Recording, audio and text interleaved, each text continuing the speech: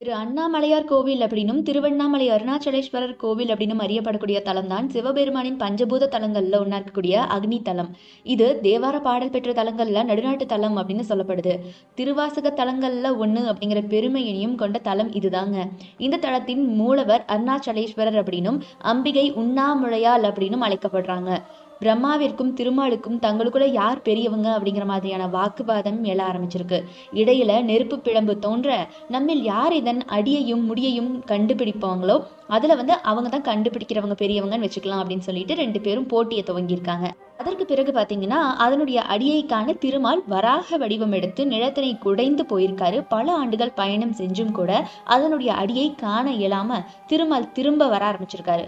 உடனே பாத்தீங்கன்னா இந்த பக்கம் அன்ன வடிவம் எடுத்து முடியை காண சென்ற பிரம்மர் வானத்திலிருந்து கீழே விழக்கூடிய அந்த தாளம் பூவை பார்த்திருக்காரு. பார்த்துட்டு அதுகிட்ட வினவ ஆரம்பிக்கிறாரு, நீ யாரு அப்படிங்கிற மாதிரி. நான் சிவபெருமான் கிட்ட இருந்து வர்றேன், சிவபெருமானுடைய தலையிலிருந்து பல ஆண்டுகளாக விழுந்துகிட்டு இருக்கேன் கீழே அப்படின்னு அந்த தாளம்பூ சொல்லியிருக்கு.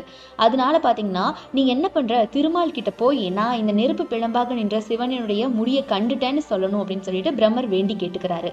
அதுக்கப்புறம் பாத்தீங்கன்னா தன்னால அடியை கண்டறியவே முடியாததை ஒப்புக்கொண்ட திருமால் கிட்ட பிரம்மன் நான் பகிரங்கமா இந்த ஆகாய கங்கையை தன்னுடைய தலையில தாங்கி இருக்க சிவகங்கை அப்படிங்கிற பெயர் மாற்றிய சிவபெருமானுடைய முடியை கண்டுட்டேன், நீ ஒரு குழந்தை மாதிரி உன்னால அடியை கண்டுபிடிக்க முடியல அப்படின்னு திருமால் கிட்ட பிரம்மன் ஒரு மாதிரி கேளிக்கை பண்றாரு. அதனை கண்ட சிவபெருமானுக்கு கோபம் வருது. ஆத்திரமுற்ற சிவன் என்ன பண்றாரு, பத்ம கர்ப்பத்தில் பிரம்மன் திருமாலுடைய உந்தி கமலத்துல தோன்றுவார் அப்படின்னும் தாளம்பூ இனிமேல் சிவ பூஜையில பயன்படவே படாது அப்படின்னு உரைச்சிருக்காரு. இதனை கேட்ட தாளம்பூ என்ன பண்ணுது, சிவன் கிட்ட மன்னிப்பு கேட்க ஆரம்பிக்குது. உடனே சிவனும் மனம் இறங்கி நான் புவியில என்னுடைய பக்திக்காக குழந்தையாக அவதரித்த உத்திர கோசமங்கையினும் திருத்தலத்துல மட்டும் நீ பயன்படுவ அப்படின்னு அருளினாரு. திருமாலால தன்னை அளக்க இயலாததால திருமால சிறியவரென உரைப்பார்கள் எனவும் பிரம்மா கேட்ட மன்னிப்பினால அவருக்கு வழிபாடு நிகழ வேண்டி சிவபெருமான் சிவலிங்கத்துடைய அடிப்பாகத்துல பிரம்மர், நடுப்பாகத்துல திருமால், மேல்பாகத்துல சிவனும் நின்று சிவலிங்கமாக தோன்றியிருக்காங்க. தன்னை நோக்கி தவமிறக்கிய பார்வதிய தன்னுடைய இடப்பாக்கத்தில் அமர்த்து அர்த்தநாதீஸ்வரர் அதாவது கருவறையின் பின்புறம் ஐம்பொன் சிலை இருக்குங்க. இந்த மாதிரி நின்ற பெருமைக்குரிய தலம் தான் இந்த தலம். திரு அண்ணாமலையை நினைக்க முக்தி அப்படின்னு பக்தர்களால போற்றப்படக்கூடிய சிறப்பு வாய்ந்த தலம் தான் இது. இந்த தலத்தினை நால்வர் அப்படின்னு அழைக்கப்படக்கூடிய அப்பர், சுந்தரர், சம்பந்தர், மாணிக்க வாசகர் எல்லாருமே சேர்ந்து தேவாரம் பதிகங்களை பாடியிருக்காங்க. அது போக இந்த தலத்துடைய மூலவர் சிவபெருமான் அப்படின்னாலும் இங்க இருக்கக்கூடிய முருகன் மேல அருணகிரிநாதர் பாடல்களை பாடியிருக்காரு. இந்த தலத்துல இருக்கக்கூடிய மலை எல்லா யுகங்களிலும் அழியாமல் இருப்பதாகவும் இந்த மலையானது சிவபெருமானே அப்படின்னும் சைவர்கள் நம்புறாங்க. இதனால பாத்தீங்கன்னா இந்த மலையை வலம் வருதலை கடைபிடிச்சிட்டு வராங்க. இந்த மாதிரி மலையை வலம் வருதலை கிரிவலம் அப்படின்னு அழைக்கிறாங்க. பல்வேறு நகரங்கள்ல இருந்தும் ஊர்கள்ல இருந்தும் எண்ணற்ற சித்தர்கள் இந்த நகரத்துக்கு வாழ்ந்து சமாதி அடைஞ்சிருக்காங்க. அவங்கள ரமணர், சேஷாத்ரி சாமிகள், விசிறி சாமிகள், குரு நமச்சிவாயர், குகை நமச்சிவாயர் போன்றோர் பாத்தீங்கன்னா குறிப்பிடத்தக்கவங்க. இவர்களுடைய சமாதிகள் கிரிவல பாதையில அமைஞ்சிருக்குங்க. முக்தி தரும் தலங்கள்ல திருவண்ணாமலை நினைச்சாலே முக்தி தரும் அப்படிங்கிறது சைவர்களின் நம்பிக்கை. சரி, இதற்கு பெயர் என்ன, பெயர் காரணம் என்னவா இருக்கும் அப்படின்னு கேக்குறீங்க தானே. அண்ணாமலை மற்றும் அண்ணா அப்படிங்கிற சொல்லுக்கு நெருங்க இயலாதது அப்படிங்கிற பொருளுங்க. பிரம்மாவினாலும் திருமாலினாலும் சிவபெருமானின் அடியையும் முடியையும் நெருங்க இயலாததால இந்த மலையை அண்ணாமலை அப்படின்னு அழைக்கிறாங்க. திருவண்ணாமலையில இருக்கக்கூடிய மலையானது 260 கோடி ஆண்டுகள் பழமையானது அப்படின்னு பீர்பால் சகானி அப்படிங்கிற விஞ்ஞானி தெரிவிச்சிருக்காரு. சைவர்களுடைய நம்பிக்கைப்படி இந்த மலையானது கிருத யுகத்துல நெருப்பு மலையாகவும், திரேத யுகத்துல மாணிக்க மலையாகவும், துவாபர யுகத்துல தங்க மலையாகவும், இப்ப நடைபெறக்கூடிய கலியுகத்துல கல்மலையாகவும் இருக்குது. பால் ஃப்ரெண்டன் அப்படின்னு சொல்லக்கூடிய ஆய்வாளர் தன்னுடைய மெசேஜ் ஃப்ரம் அருணாச்சலா அப்படின்னு சொல்லக்கூடிய நூல்ல லெமோரியா கண்டத்துடைய எஞ்சிய பகுதி தான் திருவண்ணாமலை அப்படின்னு கூறியிருக்காரு.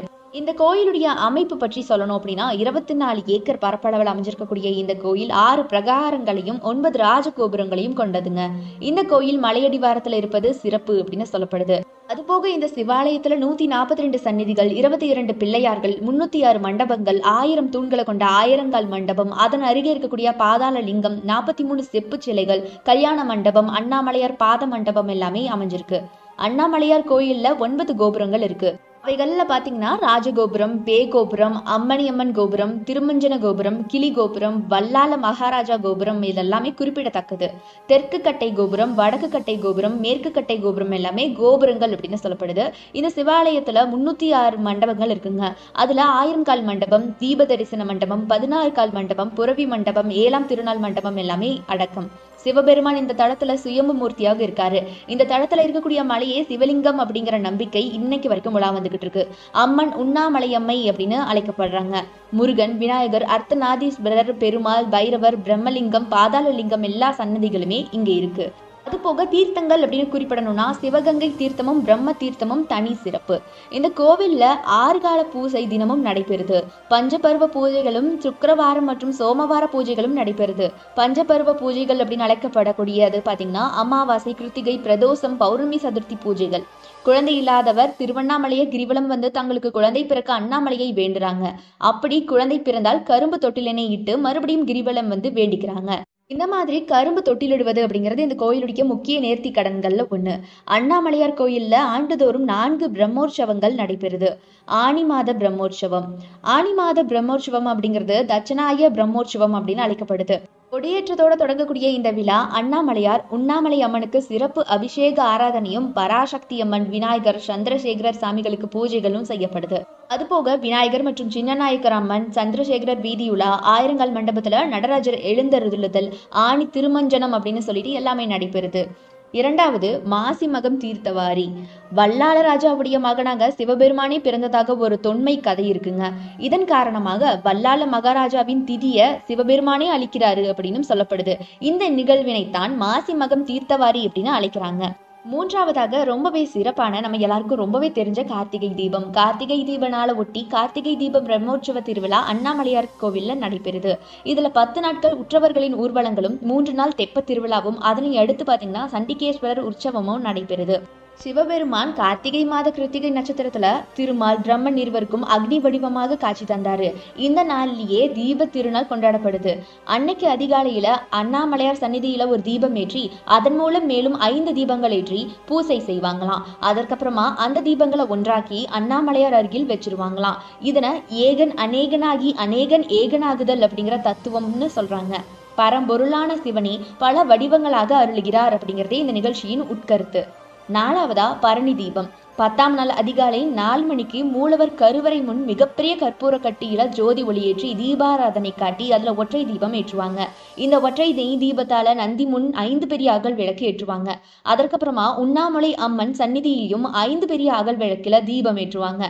இந்த பரணி தீபம் காலையில நடக்கும். பரணி தீபம் ஏற்றப்பட்ட பிறகு அதனை கொண்டு பஞ்சமுக தீபம் ஏற்றப்படும். பரணி தீபத்தின இறுதியாக பைரவர் சந்நிதியில வைப்பாங்களாம். 5ஆவதாக மகாதீபம். மகாதீபம் கார்த்திகை தீப திருவிழா நாளுடைய மாலையில அண்ணாமலை மலையின் மீது ஏற்றப்படுதுங்க. இந்த மலை 2668 அடி உயரமானது. மாலை நேரத்துல பஞ்சமூர்த்திகள் தீப மண்டபத்துல எழுந்தருளுகின்றனர். அவங்கள தொடர்ந்து வருடத்திற்கு ஒரு முறை மட்டுமே காட்சி தருகின்ற அர்த்தநாதீஸ்வரர் உற்சவ கோலம் தீப மண்டபத்திற்கு எடுத்து வரப்படுது. அதற்கு முன்னாடி அகண்ட தீபம் ஏற்றப்படும். இந்த தீபம் ஏற்றப்படுகின்ற அதே நேரத்துல மலையில மகாதீபம் ஏற்றப்படும். இந்த மகாதீபத்தின பக்தர்கள் மலையின் மீது ஏறி பார்த்துட்டு வராங்க. பஞ்சபூதம். இந்து மதத்தின் படி பாத்தீங்கன்னா நெருப்பு, காற்று, நீர், ஆகாயம் மற்றும் நிலம் ஆகிய 5 கூறுகளின் அண்ட தொகுப்பாக வாழ்க்கை தொடங்குது. ஒவ்வொரு பஞ்சபூத கோயிலையும் சிவபெருமான் 5 அங்கங்களை வெளிப்படுத்தியதாக சொல்லப்படுது. அவர் ஏகாம்பரேஸ்வரர் கோவில்ல பிருத்வி லிங்கமாக நில சின்னமாக தோன்றினாரு. அண்ணாமலையார் கோவில்ல அக்னி லிங்கமாகவும், ஜம்புகேஸ்வரர் கோவில்ல நீரை குறிக்கும் அப்பு லிங்கமாகவும், அடுத்து காளஹஸ்தீஸ்வரர் கோவில்ல காற்றை குறிக்கும் வாயுலிங்கமாகவும், நடராஜர் கோயில்ல வானத்தை குறிக்கும் ஆகாச லிங்கமாகவும் தோன்றினாரு.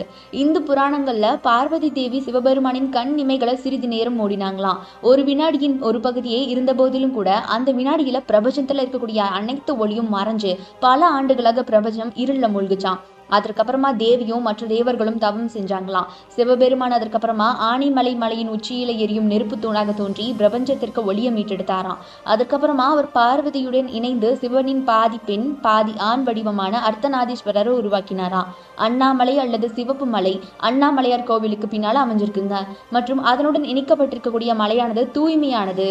அது போக லிங்கமாக அல்லது சிவனின் அடையாளமாக பார்க்கப்படுது. ஆதரஸ்தலம். அத்தாரஸ்தலம் அப்படின்னு சொல்லக்கூடிய தெய்வங்கள் கூட பிரார்த்தனை செய்ய வரும் ஒரு கோவில் தான் இது. அத்தரஸ்தலம் வளாகத்துல 6 கோவில்கள் இருக்கு. 6 கோவில்கள்ல இது மணிப்பூரக ஸ்தலம். இதுல பிரம்மா, விஷ்ணு, சூரியன், சந்திரன் மற்றும் 8 வசுக்கள் இந்த கோவில்ல வழிபட்டதாக சொல்லப்படுது. திருவண்ணாமலை மலையில சித்தர்கள் அப்படின்னு அழைக்கப்படக்கூடிய பல அற்புதமான புண்ணிய ஆத்மாக்கள் வாழ்ந்திருக்காங்க. அருணகிரிநாதர், விடாபச் தேவர், குரு நமச்சிவாயர், குகை நமச்சிவாயர், அருணாச்சல தேசிகர், தெய்வ சிகாமணி, மகான் சேஷாத்ரி சுவாமிகள், ஸ்ரீ யோகி ராம் சூரத்குமார் மற்றும் ஸ்ரீ ரமண மகரிஷி ஆகியோர் இங்க வாழ்ந்த புகழ்பெற்ற துறவிகள்.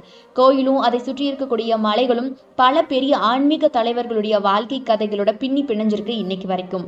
இன்னைக்கும் பாத்தீங்கன்னா அண்ணாமலையார் கோவில் அப்படின்னு சொன்ன உடனே நம்ம மனசுக்கு தோணுவது அக்னித்தலம் அப்படிங்கிற அந்த ஒற்றை பெயர் தான்.